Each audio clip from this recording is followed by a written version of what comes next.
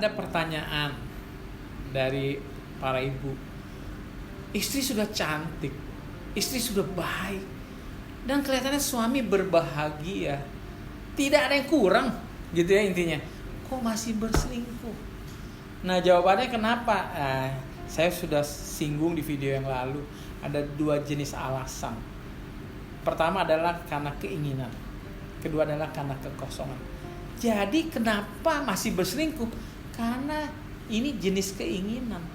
Dan biasanya perselingkuhan yang melibatkan karena keinginan, suami kita itu hanya terlibat secara fisik dengan si wanita kedua. Tidak ada keterlibatan hati.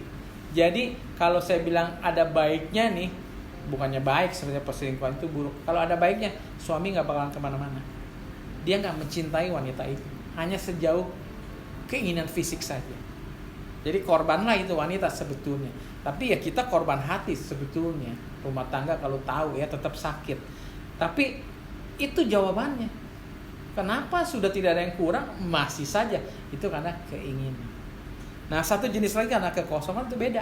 Memang di rumah tangga mungkin agak berantakan ya, sering ribut tiap hari, tidak harmonis. Itu lumrah kali ya. Kalau akhirnya masing-masing cari pasangan baru ya kan, bercerai ya kan gitu. Nah, itu karena kekosongan. Dan memang kalau karena kekosongan, suami itu melibatkan hati dengan si wanita kedua, sehingga kemungkinannya besar sekali, cepat atau lambat suami itu akan meninggalkan istrinya, pindah ke wanita tadi. Itu karena melibatkan hati ya.